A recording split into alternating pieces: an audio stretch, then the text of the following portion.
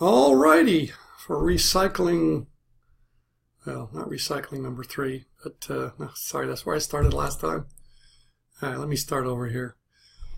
Hello, for this rendition, this video, non-renewables number 3, not recycling number 3. Okay, that covered recycling in the previous one, non-renewables number 2. For number 3, we're going to talk about a potpourri of issues that impact non-renewable resources, in some cases just the energy non-renewable resources, because those aren't recyclable. And one of those that we can deal with pretty quickly is import dependence.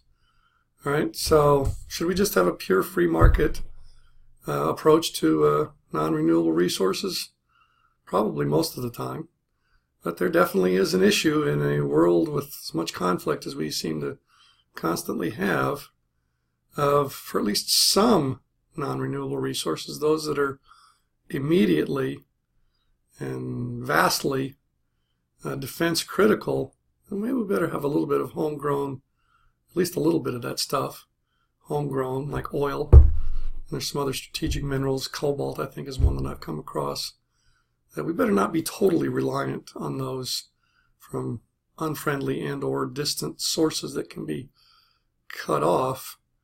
Better have some homegrown ability to either produce it or a substitute, or we could have incentivized and efficientized ourselves into a very dangerous situation, right? If we're attacked, we have to defend ourselves, and we can't come up with some critical items from within our own borders. We could be in heap trouble, as those Southern sheriffs used to say. Maybe they still do say that when they sidle up to your vehicle and you've been speeding. Okay, you're in a heap of trouble. All right. So what could we do about that? Okay. So one thing to do about this, and calm yourself now because you might gasp here in a minute after I suggest this as an efficient policy. Okay, here it comes. Tariff. Okay. Now, why might I have thought you were going to gasp? Because economists hate tariffs usually. Those are inefficient, right? Those are trade barriers. We love free trade as economists. Yeah, well, sorry, yeah, that's right. I do confess a few exceptions to that. Now, in the halls of Congress, this free trade, anti-free trade argument is way overused. I mean, it's been applied to a lot of things that have close and available substitutes, either of the exact same thing, or, like, for example, we're importing it from Canada. But that's not likely to get cut off in a war, or even from Mexico. Okay? I mean, we have contiguous borders and stuff. We're close, even by the sea lanes. So, no, it doesn't apply to very many things.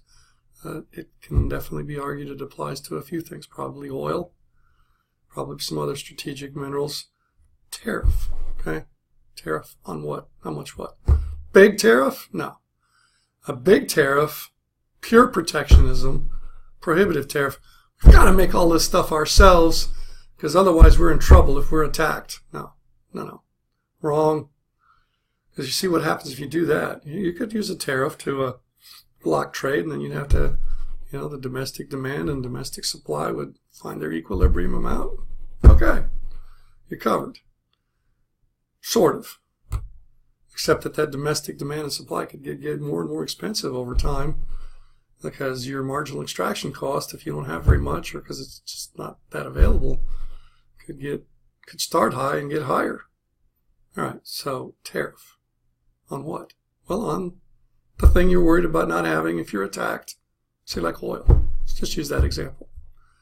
Okay, so under this notion of a tariff to prevent against import dependence, okay, so you levy a small tariff. What does small mean exactly? Not very much. Maybe small is defined by the foreigners as not enough to make them mad. Okay, small enough so that they don't go to the WTO and complain or retaliate.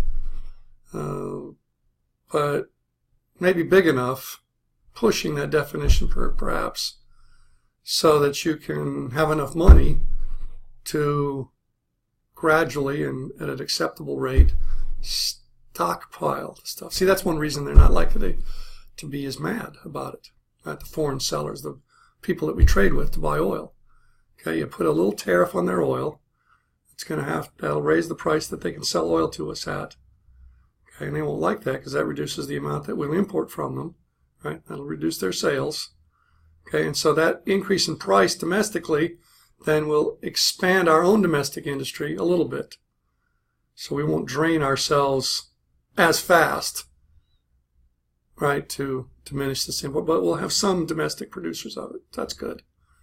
Okay, so our imports will diminish, the price will go up a little bit, and we'll have the revenue from the tariff, right, that we can use to buy the stuff from the people that have been selling it to us from abroad.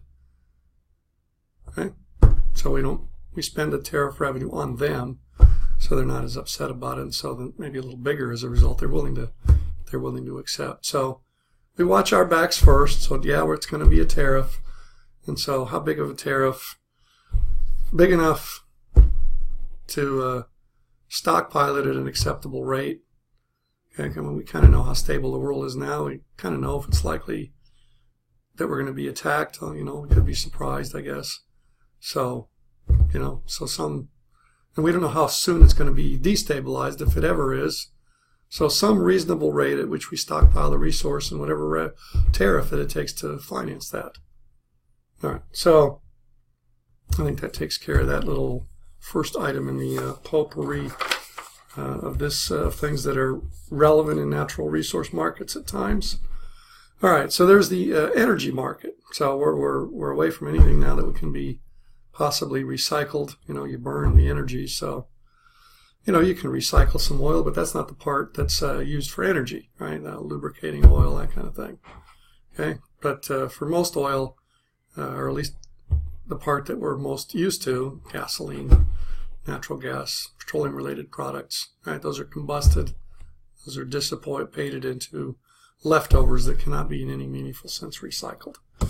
All right, so just to remind you, the efficiency condition that we have is this: price equals marginal user cost plus marginal extraction cost, okay, from which it follows that the price in time period 1 will be marginal extraction cost plus the marginal user cost of the previous period increased by the discount or opportunity cost rate. You see, what has to happen in a resource market is that resources left in the ground have to grow in value at the same rate as resources taken out of the ground. Right? So what R might represent, a little r there, what it might represent is the rate of return on investment of resources taken out of the ground and turned into money. Okay? So the marginal user cost is going to increase over time, all things being equal, at the rate R. Okay? So the prices are going to increase over time as we deplete the non-renewable resource, and we can't recycle any of it, all things being equal over time. In other words, if we not discovering any more of it or not changing our technologies. All right, so there's that. Okay, so now we're going to explore the things that can impact that. So if nothing happens and the resource quality is constant, okay, we would just expect a very slow increase, rate R, in the marginal user cost. So an even slower rate of it, because there's also another component to price, marginal extraction cost. So the price would increase by the marginal user cost share of the total marginal cost by rate R. Okay, so, but of course, if there's technology improvement, the price is going to get knocked down by that because that decreases the marginal extraction cost. Okay, and demand changes, that changes the price on the one end, and then some higher marginal user costs are tolerable and higher marginal extraction costs are tolerable.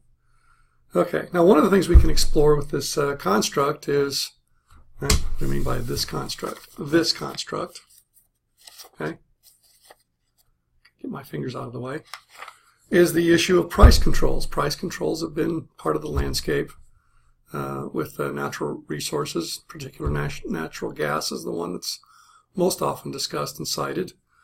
This the case of price controls for natural resources such as natural gas creates a partial exception to the things that we know about what price controls do. And unfortunately, that one exception isn't good, because what we know now from exploring some of these experiences is that even a price control level, price ceiling level in this case, that's above the equilibrium can still have negative effects. Right? We know if the price ceiling is below where the market price would be in its own, that has negative effects, creates shortages, reduces the quality of the good.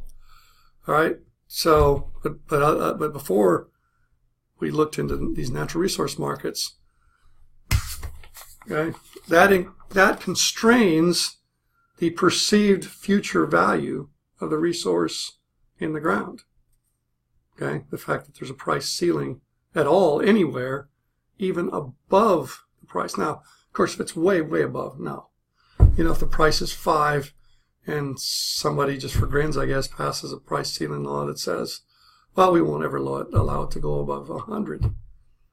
I mean, you know, somebody said, hey, Merrifield, as a professor, you're never going to be paid more than $1 million a year. And I'd say, well, you want to pass a law like that? Okay, go ahead. Okay, I mean, that price ceiling is not going to affect. There's no chance that in my years before retirement that my salary is going to be above $1 million. Okay, so we're talking about if it's near what the market price is. You know, if the natural gas prices had been 5 or 6, and somebody says, you know, I don't want to interfere with the current price, but we don't want it to go above 7 or 8, and that'll create that effect. And what do we mean by the effect? It shrinks the marginal user cost, the perceived value of it being left in the ground or taken out of the ground. So what happens is you use less overall as a result, but more immediately. And that's not good. That combination is bad, because that means you run out of profitably extractable resources before you have an alternative that costs the same amount as that marginal extraction cost for the current resource. There's a lot to extract out. Let me have a drink of water and I'll disentangle that in alphabet soup for you.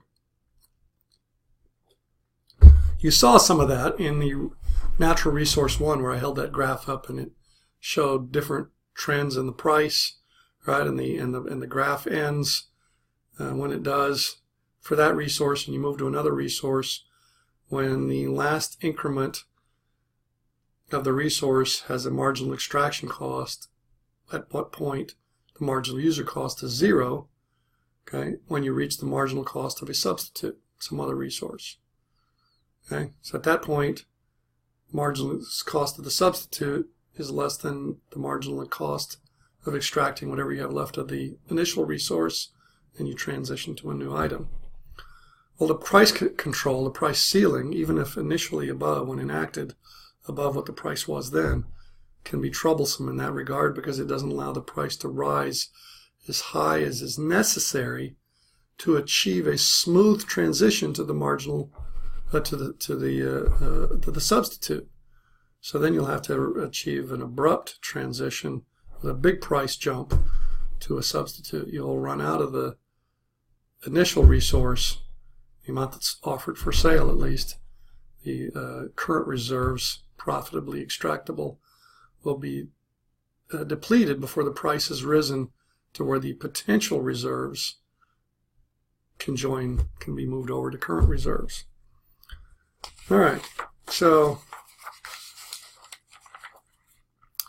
another thing that happens when you have price controls is you can have huge misinvestments, or in this case, huge near misinvestments. And for that I can smile and laugh a little bit, because boy, did we luck out in one sense back when we had those natural gas price controls, because see, the foreign stuff, that wasn't price controlled. So when we were looking at natural gas shortages at the price ceiling level, we were looking to import natural gas. You're saying import a gas? Haul a bunch of gas across the, pretty creative, or pretty innovative. we were going to liquefy it. Oh my goodness, that's another expense. We're going to liquefy natural gas, keep it liquid in a boat, and not by airplane. Well, from some places, not by pipeline, too far. Okay, over oceans. Okay, pipeline. I heard of a liquefied natural gas pipeline. There's certainly regular natural gas pipelines. Okay, but for some places, not going to happen by pipeline. So we built at considerable expense. That's why I say, boy, are we lucky. Liquefied natural gas tankers, LNG. You want to Google it, you might want to Google it by that. And in a class, this same class, some years ago, I speculated, it hurts too much to put my foot in my mouth on camera, and plus it would look too stupid. But that's basically how it felt. But then after that, I got a laugh out of it. I speculated in this class that because those price controls that basically motivated the building of these LNG tankers, the fact that the price controls no longer existed, that instead of the prices going up when the price controls were lifted, of course they went up right afterwards a little bit, but the reaction to the higher gas prices was massive exploration, and then eventually prices came down, was to render these LNG tankers obsolete. That was my assertion in class. And I said, boy, I bet there was somebody took some serious bankruptcy, bath and red ink kind of thing. And one of my students with his little device looked and he said, no, they're doing great. They're being used to export natural gas. So we're talking a massive near misinvestment. They were built to import natural gas because the free market reversed the situation from shortage at high prices to abundance at low prices. Now we were exporting natural gas. Some of our foods, probably natural gases, to other countries in large quantities through these tankers built to import it with. I mean, the tankers don't care which direction they carry the natural gas, thankfully. All right, so now continue on this notion of prices, price ceilings that are maybe not even relevant or binding when at the moment that they're passed, but to the marginal user cost increase and are looking like they're going to get there eventually. Now, another possibility is, what if they're perceived as temporary, like they're not going to last all that long? Okay, so not only do you have the shortages right now, but they get worse. Why do they get worse? Because there's a perception among the producers that the ceilings won't last very long, and so they're going to withhold their product to sell it at the higher price that they expect to exist after the natural gas price controls go away. That the present value of the difference, again, sort of a user cost again, the difference between the price under control and what they think it'll jump up to after the control, at least for a while, is a further cost of extraction. So that'll further suppress the amount extracted at the current price. So not only is the shortage what it normally would be, right? And picture your supply and demand graph and draw a line below the equilibrium, QD minus QS shortage.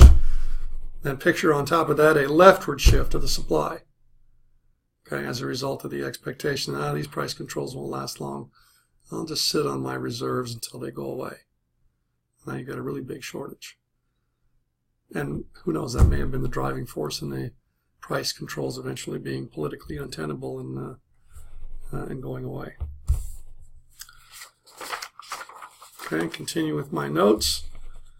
And this little potpourri of things that surround some natural resource markets, some more than others.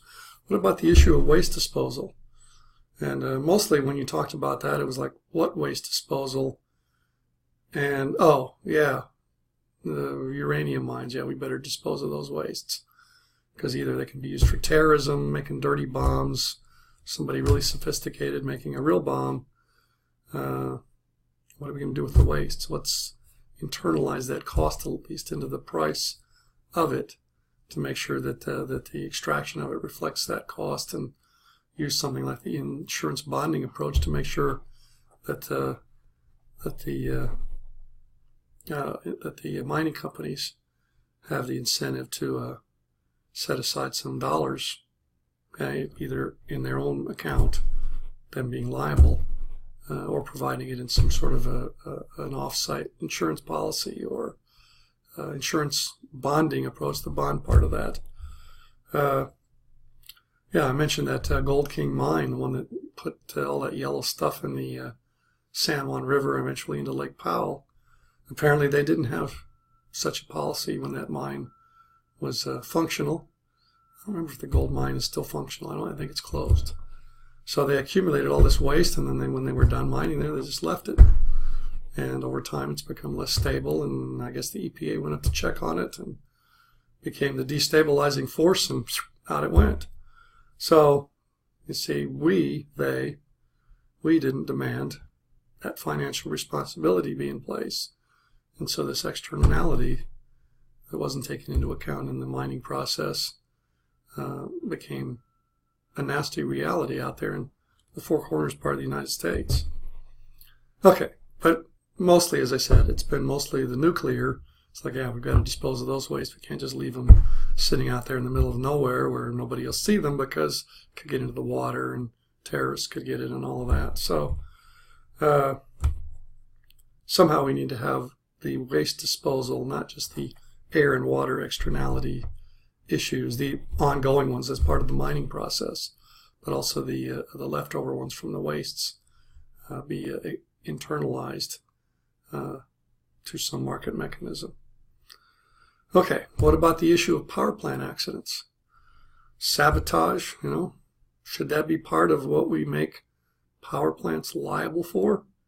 What if it's just hysteria about being afraid of being not justified by any science, but just hysteria about certain things that could happen and people's reaction to that? People's reaction to anything is always real, even if it's not driven by perceptions that are grounded in reality. I don't have an easy answer other than back to Thomas Jefferson, is people need to be better informed, that we can't have a political and economic process driven by poorly informed people. That just makes it harder to have a high wealth generating process that is the free or mostly free market. Okay, so for example, with nuclear power, we passed the Price-Anderson Act, which limits the liability of nuclear power plants for damages as defined, which is probably further limits their liability to a certain amount. It's a lot. I think it's, last I looked, I don't know if it goes up with time, but the last time I looked, it was in the hundreds of millions. But as you know from any one of these nuclear power plants, that when things happen, what people perceive that there's like a dead zone all the way around. They think Chernobyl has happened, even though maybe one of the reactors melted down a little bit, but nothing has escaped. Okay, but that impacts property values, and are people entitled to compensation based on their ungrounded fears? Or maybe their fears are grounded in something that will still happen but hasn't happened yet. How do you compensate for that? Because you don't know if it's going to happen, but it might. Anyway, challenging questions, seeking answers from wise, innovative people, maybe like you. Okay, so just one more thing to say about that liability. If you made folks liability for any damages or provided compensation for anybody's perceived damages, that could remake the energy landscape for better or for worse, right? I mean, some things might, like nuclear power, might become uneconomical to do based on the cost of those liabilities, having to internalize those. Some people would cheer that outcome. Other people would not. Some of those for environmental reasons. Namely, they would force more short-term reliance on fossil fuels, because the low-emitting, and notice I didn't say zero-emitting, the low-emitting things like solar power and wind turbines, they may be no-emitting when they're spinning or collecting sunlight, but they're not zero emitting because there's an industrial process involved in manufacturing and siting and delivering and installing and maintaining them. It still involves some emissions. But anyway, those low emitting sources are not yet ready to generate large quantities of energy at prices that we're used to or ready to pay. Probably that transition, at least politically, probably economically as well, needs to be done in a way that the prices rise gradually. This seems likely to happen in the absence of an innovation that we may see but haven't seen yet. Okay, one more drink of water. We're on the home stretch here for this last item for non-renewable resources. And now we're going to talk about NIMBY. NIMBY, you say, is that a word in the English language? Sort of. It's an acronym. It's become a word sometimes. Not in my backyard. Okay, NIMBY, not in my backyard. I love windmills for generating energy. I'm not saying for myself because I don't particularly like them. Because I go to places that used to be beautiful that aren't anymore because of those. Okay, now does that mean that I have a right to say, don't do that because I want my energy to be pretty as well as cheap? No, I don't. Okay, but it's a fact. Not in my backyard is a reaction that exists among a lot of people because there's an uneven distribution of the costs and benefits of energy production. Of course, the benefits are spread pretty evenly, right? Maybe not totally evenly, but we all use electricity and mostly drive cars and fly around in airplanes and consume products that take energy to produce. Okay, so and we may love renewable energy for the damages that are avoided as long as it's not produced in our own backyard. Okay, so in other words, people that have urged Congress, for example, to subsidize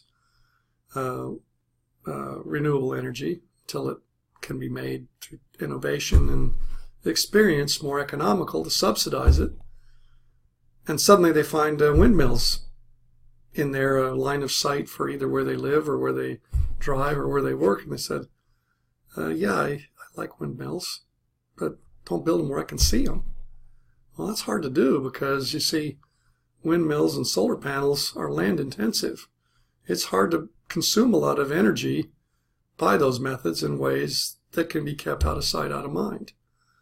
All right, so the issue that we're going to raise here and kind of finishing this off, and again, I specialize in questions, not answers. I'm not without answers. They tend to be pretty standard. Right? The economical amount of anything is where the marginal costs are all equal or the marginal net benefits are all equal, and then we can define tradable allowances or fees or whatever that'll achieve that. Pretty standard answers. But more than that, I try to provide interesting questions. Okay, so the question here for this issue is, are the people near these production sites, okay, whether they're renewable or not? Nobody wants to live next to a coal plant, okay, or especially a nuclear plant, although unless there's an accident, they don't look too bad.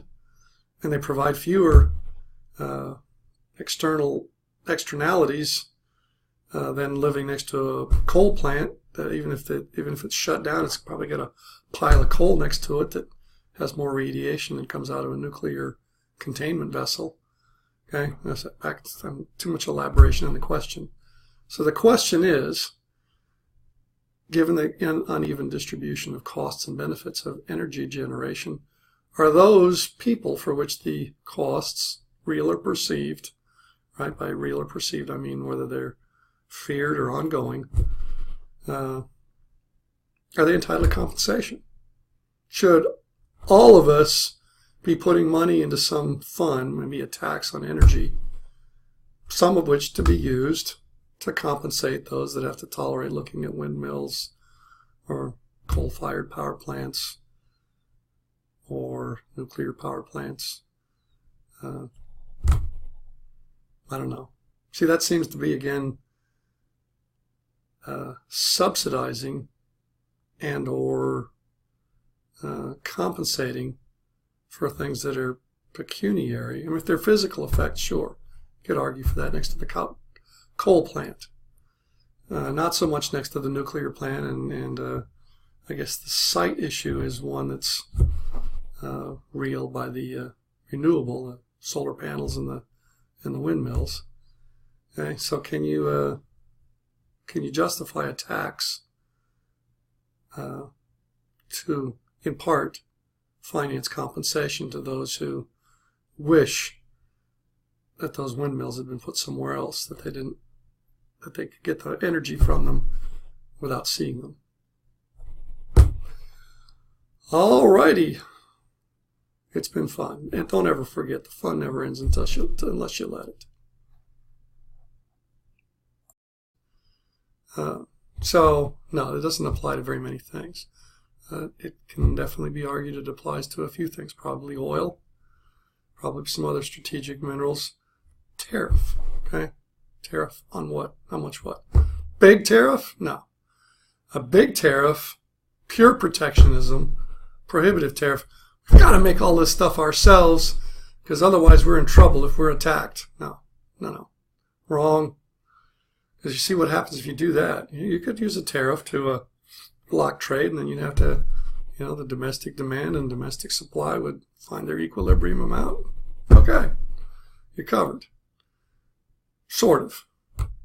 Except that domestic demand and supply could get more and more expensive over non-renewable resources, probably most of the time.